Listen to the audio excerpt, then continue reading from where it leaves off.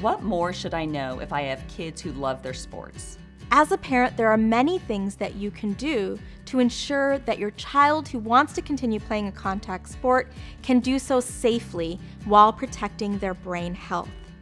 One thing you can do is have all the education possible. Watching these videos can be very helpful so that you know the signs and the symptoms of concussion. It's so important in sports-related concussions that when one occurs, or even if one is suspected to have occurred, that athlete be immediately removed from play and checked out. Most of us aren't elite athletes, okay? And if you aren't an elite athlete, the odds of you having a medical professional on the sideline for any time you show up for practice or a match or a game is pretty low. This is a disparity in healthcare.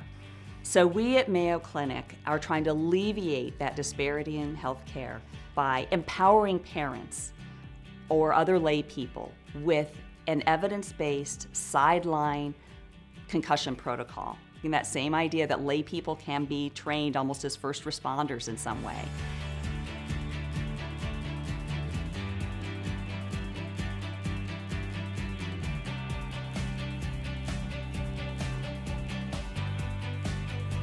We've developed a training program that actually teaches and empowers parents by providing them some concussion education as well as an evidence-based sideline remove from play protocol that includes the King-Devick Test as well as some other measures. Over half of the youth athletic sports in the United States do not have trained medical personnel on the sideline.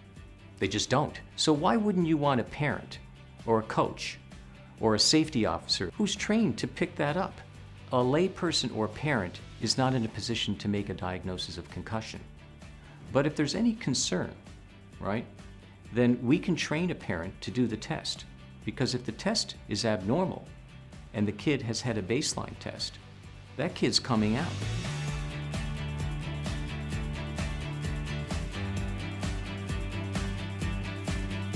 There was one of the mothers that was there on the sideline that had gone through our training. She saw this kid take a hard hit on the ice, and she sort of flagged him down and said, okay, flag the coach down, had him come off. As soon as he came off the ice, then she checked for any red flags. She was able to ask him some orientation questions and then administer a King-Devick test. He actually failed the King-Devick test. Make sure that the organization that they're playing with has a remove from play protocol.